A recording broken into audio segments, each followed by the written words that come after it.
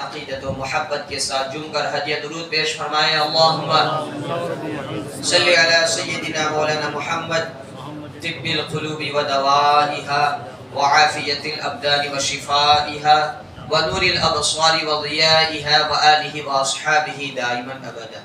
نبی اور آل نبی کی بارگاہ میں اور ایک بار ہدیہ درود پیش فرمائیں. صلی اللہ علی النبی الامی و آلہ صلی اللہ علیہ وسلم. صلاۃ و سلام علیک یا رسول اللہ صلی اللہ تعالی علیہ وسلم. جب بھی آپ کو درود شریف کے تعلق سے کہا جائے اس میں آپ بخل نہ کریں, اس میں کنجوسی نہ کریں, دل سے حضور کی بارگاہ میں درود پیش کریں. حضور کی حدیث مبارکہ ہے البخیل من اذا ذکرت عنده فلم يصلی علی. بخیل وہ ہے کہ جب میرا ذکر ہو, میرا نام لیا جائے, درود کے تعلق سے کہا جائے اور وہ بندہ درود نہ پڑھے. اس لیے میرا معمول ہے تقریر سے پہلے 3 مرتبہ میں درود پڑھاتا ہوں. اب جب میری آواز بند ہو جاتی ہے تو آپ کی تو آواز نکلتی نہیں, تو دل کھول کر آپ درود پڑھیں. قیامت میں حضور سے قریب بندہ اتنا ہوگا جتنا دنیا میں حضور پر کثرت سے درود پڑھے گا. جتنا آپ نے حضور پر درود پڑھا اتنے ہی آپ حضور سے قریب ہوں گے. اس لیے ایک بار اور جم کر ہدیہ درود پیش کرے. اللہم صلی علی سیدنا مولانا محمد وعلی آل سیدنا محمد وبارک وسلم. اور بار بار یہ حدیث آپ کو سنانی نہ پڑے. جب بھی آپ کو درود کے تعلق سے ہماری مسجد میں, ہماری محفل میں, کسی اور جگہ پر دعوت دی جائے, جھوم کر عقیدت و محبت کے ساتھ والہانہ انداز میں اس طرح حضور کی بارگاہ میں درود پیش کرے. کملی والے آقا صلی اللہ تعالی علیہ وسلم کی بارگاہ میں درود پڑھنے والے کا نام اس کے باپ کے نام کے ساتھ پیش ہوتا ہے. حضور اس پر فخر فرماتے ہیں کہ میرا وہ امتی فلاں امتی اس کا بیٹا ہے جس نے آج میری بارگاہ میں اتنی مرتبہ درود کا تحفہ پیش کیا ہے. بہرحال درود میرا ٹاپک تو نہیں ہے, جیسا کہ میں نے گزشتہ جمعہ کہا تھا, اپنے موضوع کو انشاءاللہ تبدیل کریں گے, کچھ چینجنگ لائیں گے تاکہ آپ کو بھی سننے میں, ذائقے میں. اگر تقریر کی اور موضوع کی بات کی جائے تو بحمدہ تعالی حضور کی عطا سے میرے پاس اس عالم ما کان و ما یکون, یہ حضور کی صفت ہے. آپ کی بارگاہ سے چند علم کے ایسے چھینٹے عنایت ہوئے ہیں کہ میں نے شعیب پاک میں قریب 8 سال جمعہ میں تقریر کی, لیکن کوئی بھی موضوع ریپیٹ نہیں ہوا ہے. الگ الگ موضوعات پر, لیکن وقت دیکھتے ہوئے کب کون سی چیز بولنا ہے, کب کس موضوع کا انتخاب کرنا ہے. اب اس کے بعد سے ہم دیکھتے ہیں سرکاری بغداد کا مہینہ, اس کے بعد سے ہمیں ایک ایسا وقت مل جاتا ہے جمعہ میں جو بیچ میں اکا دکا بزرگان دین کے عرس مبارک آتے ہیں, یعنی اس کے تعلق سے اگر ایک موضوع کا انتخاب کر لیا جائے تو جمعہ تک بھی ہم تقریر کر سکتے ہیں. تو بہرحال اصلاح کا بھی ہمیں موقع مل جاتا ہے. ساتھ ہی ساتھ اگر آپ اسلامی نالج کو آپ دیکھیں تو وہ تو ایسا ذخیرہ ہے, اس کو جتنا شیئر کرے وہ کم پڑ جاتا ہے.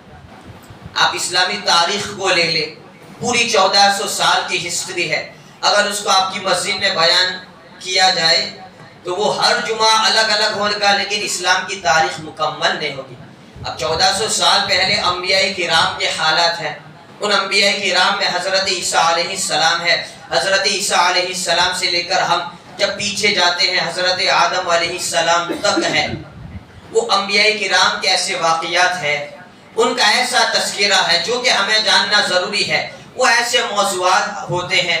اس کے ساتھ ساتھ خصوصی طور پر نماز ہے, دوسری چیزیں ہیں, تو وہ الگ الگ وقت پر اس کے تعلق سے بیان کیا جائے تو وہ اچھا لگتا ہے. تو بہرحال تو ہم اپنے موضوع کو تبدیل کرتے اور ساتھ ہی ساتھ آج کی جمعہ میں چند ضروری باتیں بھی آپ سے کرنی ہے, تو انشاءاللہ اس حساب سے میں بات کروں گا اور آنے والی جمعہ میں ہم چلیں گے. تو ایک بار اور ہدیہ درود پیش کریں. اللہم صلی علی سیدنا مولانا محمد وعلی آل سیدنا محمد وبارک وسلم. صلاۃ و سلام علیک یا رسول اللہ صلی اللہ تعالی علیہ وسلم. تو آخر میں نے یہ حدیث قدسی آپ کو سنائی تھی بخاری شریف کی, کہ بزرگوں کو وہ مقام ملتا ہے عبادت کی وجہ سے. اللہ تعالیٰ فرماتا ہے بندہ اس وقت تک میرا محبوب نہیں ہوتا جب تک نوافل کی وہ کثرت نہیں کرتا. فرض یہ تو ہماری ذمہ داری ہے.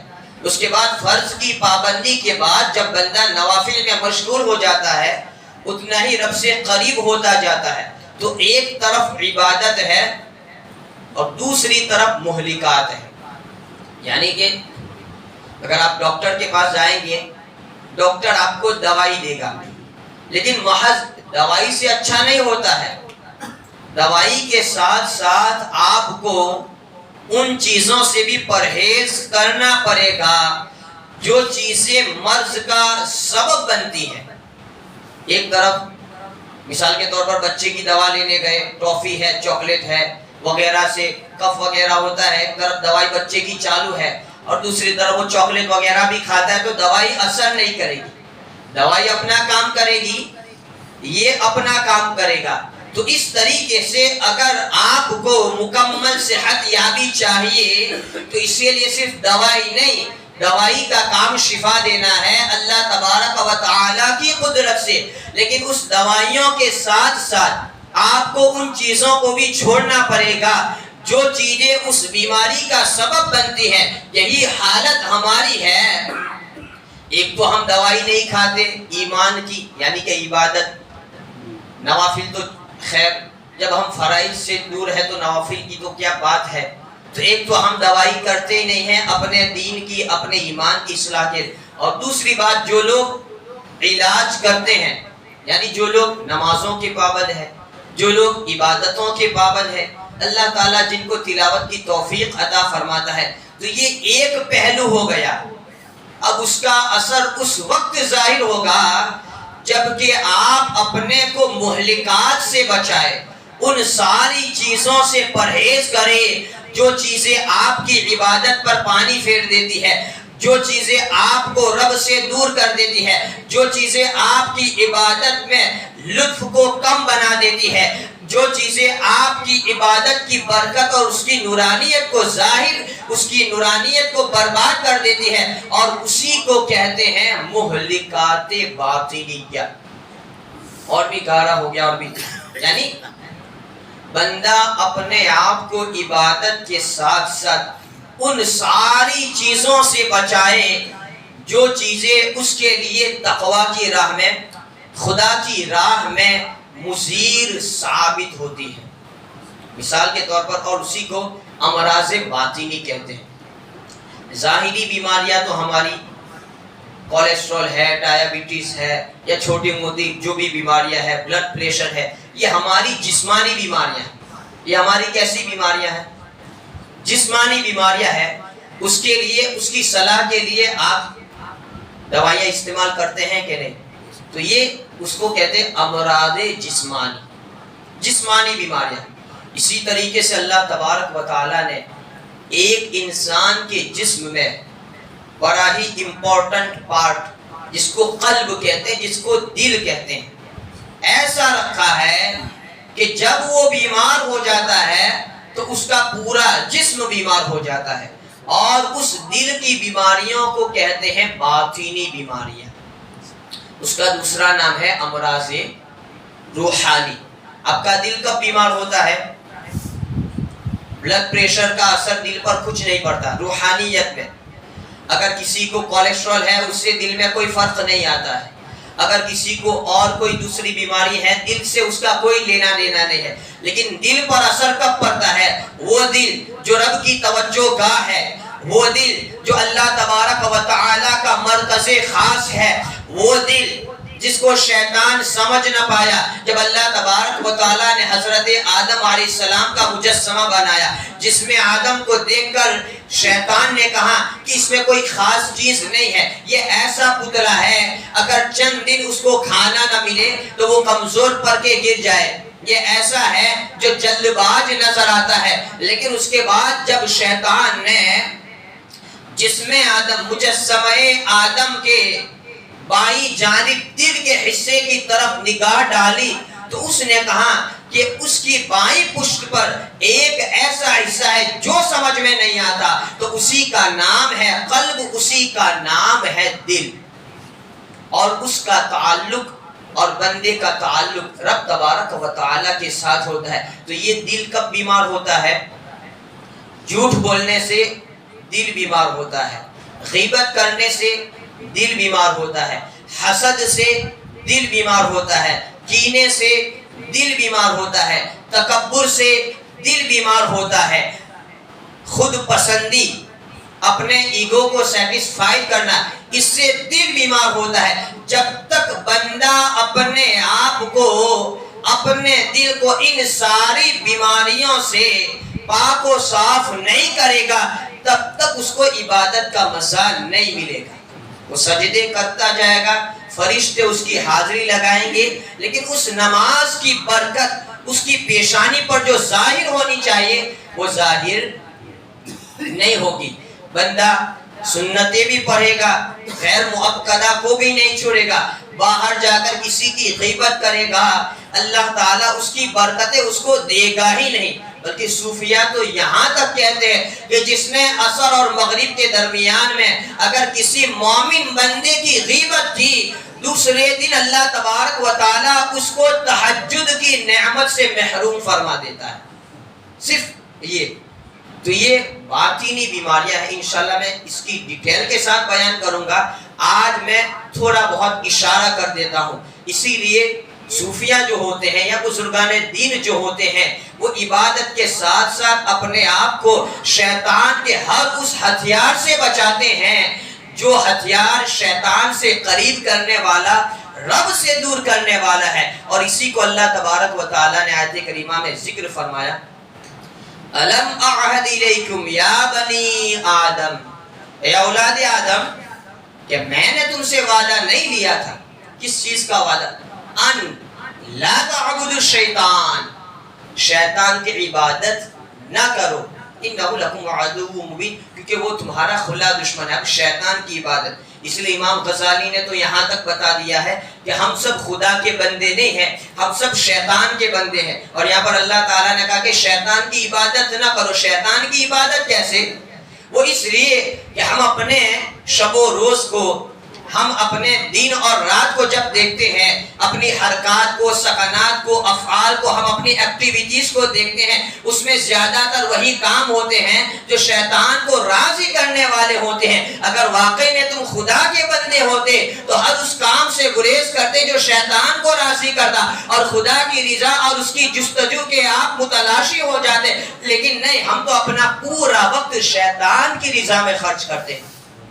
اسی لیے امام غزالی کہتے ہیں کہ ابھی آپ یقینی معنی میں خدا کے بندے ہیں ہی نہیں، ہم سب شیطان کے بندے ہیں، ہم سب شیطان کے پجاری ہیں، ہم سب شیطان کے پرستش ہیں، اس لیے کہ خدا کی عبادت کرنے والا جو بندہ ہوتا ہے اس سے ایسی توقع ہو ہی نہیں سکتی ہے کہ وہ ایسا کام کرے جو خدا سے ناراض کرنے والا ہو۔ اللہ تبارک و تعالیٰ نے شیطان کو ہمارے سامنے ایسا کھڑا کر دیا ہے جو ہمارے لیے ایک ایسا چیلنج ہے۔ اللہ کے رسول صلی اللہ علیہ وسلم فرماتے ہیں جب اولاد آدم کے یہاں بچہ پیدا ہوتا ہے تو اس کے ساتھ ساتھ شیطان اپنا بچہ بھی اس کے ساتھ لگا دیتا ہے، اللہ تبارک و تعالیٰ اپنا ایک فرشتہ لگا دیتا ہے۔ اب جو فرشتہ ہوتا ہے اللہ تبارک و تعالیٰ کی جانب سے مقرر، اس کی داہنی جانب میں اس کی کان بمبیری کرتا ہے، اس کو نیکیوں کی طرف رغبت دلاتا ہے، تو دوسری طرف جو شیطان کا بچہ ہوتا ہے اس کو برائیوں کی طرف بلاتا ہے۔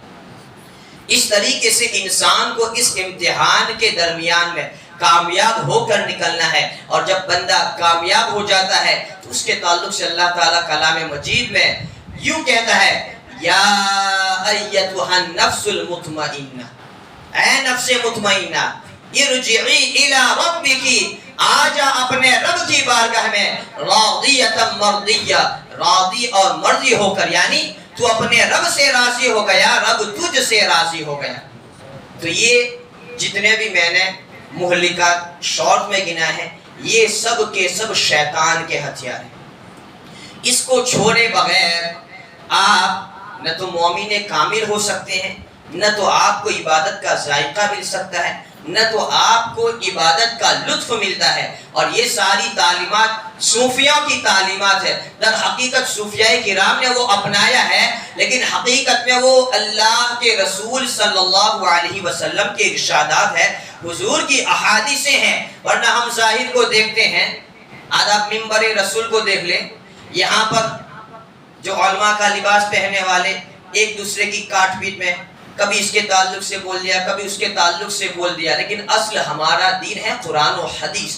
تو جب ہم کھنگالتے ہیں تو ہمیں صوفیوں کی تعلیم نظر آتی ہے، جہاں پر سب کا استقبال کیا جاتا ہے، جہاں پر سب کو ویلکم کیا جاتا ہے. تو اللہ کے رسول صلی اللہ علیہ وسلم کے انہی فرامین پر عمل کر کے یہ بزرگان دین جن کا ہم نام لیتے ہیں اس مقام پر پہنچے ہیں. انہوں نے نمازوں کی پابندی کی، انہوں نے اپنے آپ کو گناہوں سے بچایا، انہوں نے اپنے ہاتھ پاؤں کو گناہوں سے بچایا، تب جا کے ان کو وہ مقام ملا ہے.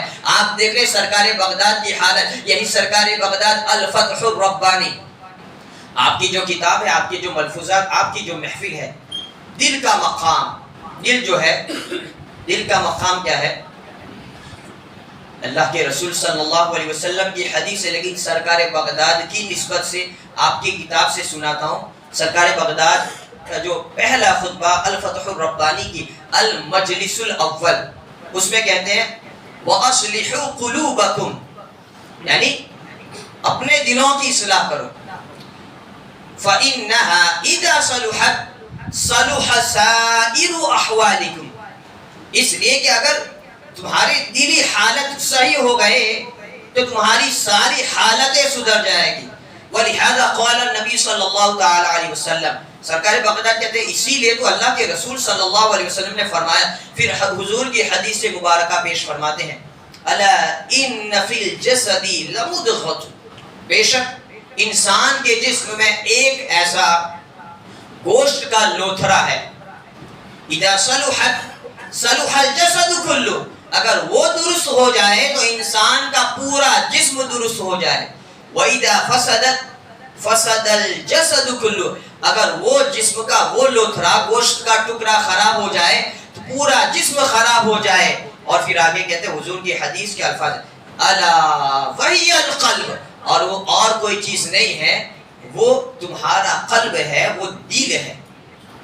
اور یہیں سے خلوص کی شاخیں نکلتی ہیں، یہیں سے خلوص کی ٹہنیاں نکلتی ہے کہ بندہ جب تک اپنے اعمال کو خلوص کے پلڑے میں نہیں تولے گا اس کو کچھ بھی نہیں ملے گا. تمہارا ہر عمل کس کے لیے ہونا چاہیے؟ کس کے لیے ہونا چاہیے؟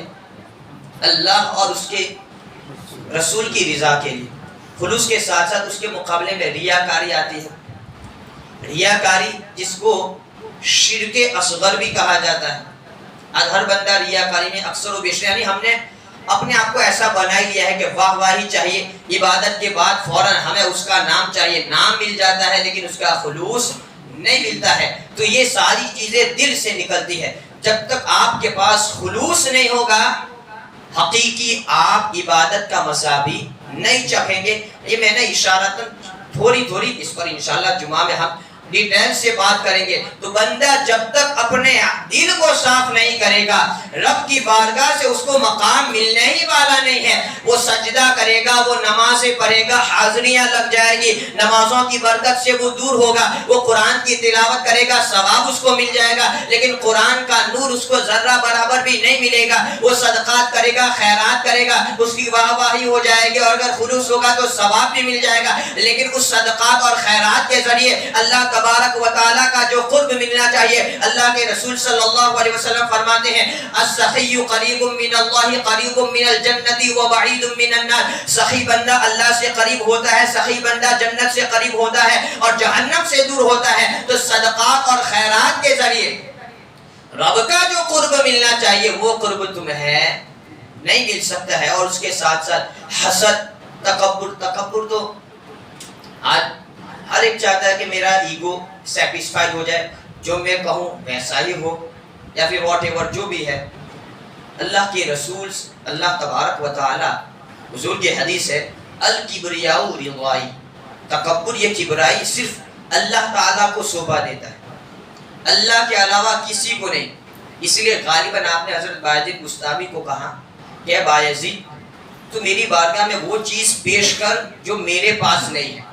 کسی کے پاس آپ ایسی چیز لے کر جائے جو اس کے پاس نہیں ہے، اس کی ضرورت ہو تو وہ زیادہ خوش ہوتا ہے. تو اللہ تبارک و تعالیٰ نے بایزید کو کہا کہ مجھے خوش کرنا چاہتا ہے تو وہ چیز پیش کر جو میرے پاس نہیں ہے. آپ نے کہا باری تعالیٰ پوری کائنات کا خالق و مالک، ہر چیز تیرے اشارے پر چلتی ہے، آخر وہ کون سی چیز ہے تو تیرے پاس نہیں ہے؟ تو اللہ تبارک و تعالیٰ نے کہا الکبریاء ردائی. تو اللہ تبارک و تعالیٰ نے کہا تواضع خاکساری یہ میرے دربار میں نہیں ہے، یہ میری بارگاہ میں نہیں ہے. میں کسی کے سامنے نہیں جھکتا ہوں، میں کسی کے سامنے عاجزی نہیں کرتا ہوں، یہ کبریائی میری شان ہے. تو پتا چلا تواضع اور خاکساری کا دامن اللہ تبارک و تعالی خالی ہے، وہ ہمارے لیے ہے. اور کبریائی اللہ تبارک و تعالیٰ کی شان ہونی چاہیے، بندوں کے دامن اس سے پاک ہونے چاہیے. تو جو بندہ جتنا جھکتا ہے اپنے رب کی بارگاہ میں، جتنی خاکساری کرتا ہے، تواضع کرتا ہے، اللہ تبارک و تعالیٰ اتنا ہی اس کو اٹھاتا ہے. لیکن آج ہمارے دلوں میں، ہمارے دماغوں میں تکبر، کینہ. تکبر تو ایسا رائے کے دانے کے برابر بھی اگر تکبر ہوگا تو وہ جنت میں. اس کے بعد حسد بھی آپ لے لیں. حسد اتنی بری چیز ہے، یہ جس کو آپ کیا سمجھتے کہ تو چھوٹی چھوٹی چیزیں ہو گیا بات پیٹی فسوئی. یہ ایسی چھوٹی چھوٹی چیزیں ہیں جو آپ کو عبادت میں آگے آنے ہی نہیں دے گی. اور یہی حضور کی یہ تعلیم ہے، اسی کے حساب سے. اور جو دین کا جو نظام ہے اس نظام کے مطابق ہر کوئی تو نہیں، اگر مسلمان بھی اس کے مطابق چلنے لگے تو ہمارا پورا معاشرہ، ہماری آبادی، ہماری سوسائٹی، ہم سے جتنے کنیکٹڈ ہیں، ہم جن سے کنیکٹڈ ہیں، وہ سب کے سب امن و سکون اور اطمینان کی زندگی گزاریں گے. اللہ کے رسول صلی اللہ علیہ وسلم نے کہا غیبت نہ کرو، الغیبت اشد من الزنا، زنا سے بھی بدتر ہے. اگر ہم ایک دوسرے کی غیبت کرنا چھوڑ دیں، نہ اس کی برائیاں ہم تک پہنچے گی نہ ہماری برائیاں اس تک پہنچے گی، تو اصلاح کا ماحول رہے گا کہ نہیں؟ ایک دوسرے کا حسد چھوڑ دے، تو جب حسد ہی چھوڑ دیں گے تو ہم اس کا برا نہیں چاہیں گے، اس کے ساتھ جو ہوتا ہے وہ اچھا ہوتا ہے. تو یہ ساری چیزیں حضور کے دین، اللہ تبارک و تعالیٰ کے دین اور حضور کی سکھائی ہوئی ایسی چیز ہے جو پوری دنیا میں امن اور سکون کا ماحول قائم کر سکتی ہے، جس سے آج مسلمان ہی دور ہے. اللہ کے رسول صلی اللہ علیہ وسلم فرماتے ہیں الحسد یأکل الحسنات کما تأکل النار الحطب. حسد تمہاری نیکیوں کو ایسے کھا جاتا ہے جیسے آگ لکڑیوں کو. آگ میں آپ لکڑیاں ڈال لیں، جب آپ آگ اپنی تیزی کو پکڑتی ہے، بڑی بڑی لکڑیاں، درخت ہو جو بھی ہو، اس کو جلا دیتی ہے. تو یہ حسد ایسی چیز ہے تمہاری نیکیوں کو جلا دیتی ہے. اور اس کے ساتھ ساتھ میں یہ بھی عرض کر دوں، اگر سب سے پہلے کوئی گناہ ہوا ہے تو اس گناہ کا نام بھی ہے حسد. سب سے پہلے کون سا گناہ ہوا؟ حسد. وہ کیسے؟ کہ جب اللہ تبارک و تعالیٰ نے آدم کے سجدے کا فرشتوں کو حکم دیا، شیطان نے سجدہ نہیں کیا، تو شیطان کو کس نے بہکایا؟ نفس وغیرہ کا تو کوئی معاملہ تھا ہی نہیں. شیطان کو بہکانے والا، ابلیس اجازل کو بہکانے والا تو کوئی ہے ہی نہیں، وہی ہم کو بہکاتا ہے. تو شیطان کو کس نے بہکایا؟ تو شیطان کو اس کے نفس نے. اور وہ کیوں؟ اس کی علت اس نے بیان بھی کر دیا کہ انا خیر منہ، میں اس سے بہتر ہوں. یعنی آدم کے تعلق سے شیطان کا وہ حسد تھا، جس حسد نے شیطان کو سجدہ کرنے سے روک دیا. تو سب سے پہلے اگر کوئی گناہ کرنے والا ہے تو وہ شیطان ہے. شیطان کو گناہ کرانے والا ہے تو وہ اس کا نفس ہے. اور جو گناہ ہوا ہے وہ گناہ ہے حسد. اگر حسد نہ ہوتا، شیطان جھک جاتا، آدم کو برا سمجھ لیتا، بات وہاں پر فنش ہو جاتی. لیکن یہ تو اللہ تبارک و تعالیٰ کی مصلحت جو بھی ہے. تو سب سے پہلا جو گناہ ہوا وہ گناہ کون سا؟ حسد.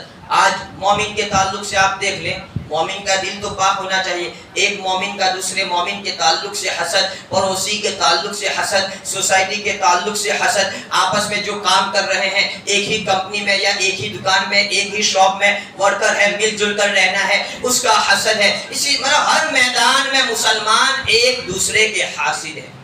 یہ حسد کی بیماری جب تک آپ کے دل سے نہیں نکلے گی تب تک آپ عبادت کی لائن میں آگے نہیں آ سکتے ہیں. اور ان ساری چیزوں کو آپ دیکھنا چاہیں تو بزرگوں کی بارگاہ دیکھ لیں, وہاں پر نہ کسی کا حسد ہے, نہ کسی کی غیبت ہوتی ہے, نہ کسی کی برائی ہوتی ہے, نہ کسی کی چغلخوری ہوتی ہے. وہ ایک اصلاح کا ان کا ایسا ماحول انہوں نے بنایا ہے.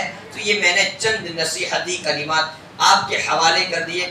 شیطان کا ہتھیار کبھی نہ بنے, اللہ اور اس کے رسول کی رضا کے لیے آپ کام کرتے رہیں, ورنہ شیطان کے جیسا, شیطان کا کام بزنس مین جیسا ہے. شیطان جس طریقے سے اس نے اپنے ہتھیاروں کو پھیلایا ہے, آپ ایسا ہی سمجھتے ہیں کہ یہ تو ہم بہت اچھا کام کر رہے ہیں, حالانکہ شیطان ہی جانتا ہے کہ وہ ابن آدم کو کیسے گمراہ کرتا ہے. اسی لیے تو اس کا تخت پانی پر بچھایا جاتا ہے اور باقاعدہ سب اس کی جو ذریت اولاد ہے اس کی پیشی ہوتی ہے. دن بھر کا ریکارڈ احوال شیطان مانگتا ہے کہ تو نے آج کون سا کام کیا, کس سے گناہ کروایا, کیا کروایا. وہ ساری چیزوں کی رپورٹ شیطان کا جو تخت پانی پر بچھایا جاتا ہے وہ ساری چیزیں پیش کی جاتی ہے. شیطان نے جسم آدم میں جو پشت ہے ہماری, اللہ کے رسول صلی اللہ علیہ وسلم کی اس جگہ پر مہر نبوت ہے. اللہ تعالیٰ نے اپنے حضور محبوب کے جسم کو شیطان کی نشست گاہ سے محفوظ رکھا ہے. وہاں پر شیطان بیٹھتا ہے اور وہاں سے اپنی سونڈ کو ہلا کر انسان ہمارے قلب میں وہ ڈالتا ہے, جس کی وجہ سے ہمارے دل میں ایسے خطرات, ایسے وسواس پیدا ہوتے ہیں جو ہمارے دلی حالت کو برباد کر دیتے ہیں. تو اللہ کے رسول صلی اللہ علیہ وسلم کی حدیث ہے, جب بندہ ذکر کرتا ہے تو شیطان اپنی اس حرکت سے باز آ جاتا ہے. یہاں تک کہتے ایک حدیث میں تو ہے کہ جب بندہ 40 سال کا ہو جاتا ہے اور اس کو توبہ کی توفیق نہیں ملتی ہے, شیطان اس کے چہرے پر ہاتھ پھیر لیتا ہے. 40 سال کا ہو جاتا ہے اور پھر اسی حالت میں اس کی زندگی گزارتی ہے, شیطان اس کے چہرے پر ہاتھ پھیر لیتا ہے اور کہتا ہے کہ اب یہ کامیاب نہیں ہوگا, یعنی اب یہ مکمل میرا ہو گیا. تو ایک لیمٹ, ایک مقدار, ہدایت دینا اللہ تبارک و تعالیٰ کے ہاتھ میں ہے, وہ جسے چاہے جب چاہے وہ ہدایت دے سکتا ہے. لیکن یہ 40 سال کی ایک مقدار بیان کی گئی ہے.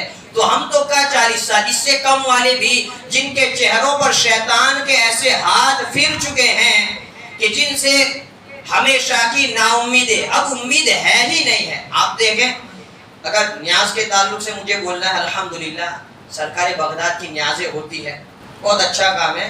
اطعموا الطعام افشوا السلام, حضور کی حدیث ہے, سلام کو عام کرو, کھانا کھلاؤ, لنگر بانٹنا, یہ ساری چیزیں نیکیاں کمانے کا ذریعہ ہے. اور الحمدللہ ہمارے یہاں جو نیاز ہوئی, جن جن حضرات نے جو بھی شرکت کی, تعاون کیا, خدمت کی, دامے درمے قدمے سخنے, جس طریقے سے کئی لوگوں نے, نوجوانوں نے آخر تک رہ کر محنت بھی کی, انہوں نے تقسیم کرنے میں آخر تک کام آئے, اس کا سب بدلہ اللہ تبارک و تعالیٰ آپ کو دینے والا ہے. یہ سارے کام اچھے ہیں اور انشاءاللہ یہ سلسلے بھی جاری ہونی چاہیے. لیکن اس کے ساتھ ساتھ سنیوں کے لیے ایک بات میں کہہ دوں, جہاں کھانا ہے وہاں پر سنی آگے, جہاں پر ہے کہ نہیں بھائی, ہے سنی وہاں پر آگے ہی جائے گا. جہاں نماز کی بات ہوگی وہاں پر سنی نہیں آئے گا, کیونکہ ایسا لگتا ہے کہ بھائی نمازیں تو ہمارے 73 فرقوں میں سے ایک فرقہ ہے سنیوں کا, جس کے لیے نمازیں مثل معاف کے ہیں, 72 فرقے ہیں انہی کے لیے نمازیں ہیں.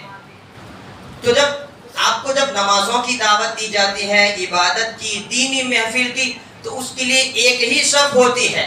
اور جب کھانے کی دعوت دی جاتی ہے تو سنی ایسی ٹوپیاں پہن کر آ جاتا ہے, ایسا لگتا ہے کہ 5 ٹائم کی نماز کے ساتھ ساتھ نفل تو یہی پڑھتا ہے. تو یہ سب سے پہلے یہ ہماری کمزوری, یہ ہماری نماز کے بغیر کسی کا کچھ چلنے والا نہیں ہے. کیوں, سرکاری بغداد سے بڑا کوئی اللہ کا ولی ہے کوئی بھائی سر کسی کے دھیان میں نظر میں جو سرکار بغداد سے بھی, جب آواز آئی کہ عبد القادر تیرے لیے نمازیں معاف ہے، تو آپ نے کہا لا حول ولا قوت، یعنی نمازیں تو کسی پر معاف ہے ہی نہیں، جب سرکار بغداد پر معاف نہیں تو تیرے باپ پر کیسے معاف ہو سکتی ہے؟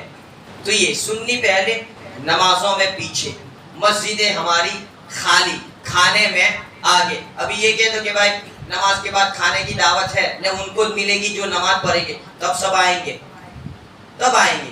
تو یہ چیزیں بھی اس پر بھی آپ کو غور کرنا ہے، ایک نہیں کہ آپ ایک پہلو کو لے کر چلیں اور دوسرا آپ فراموش کر دیں۔ اللہ تبارک و تعالی ہماری اصلاح فرمائے انشاءاللہ والعزیز۔ یہ ساری چیزیں جمعہ آپ کو بیان کرنے ہیں، سننے میں ملے گی۔ اللہ تبارک و تعالی ہمارے دل کی اصلاح فرمائے، دین کی صحیح تعلیم ہم تک پہنچائے اور اس پر عمل کرنے کی توفیق عطا فرمائے۔ وآخر دعوانا الحمدللہ رب العالمین۔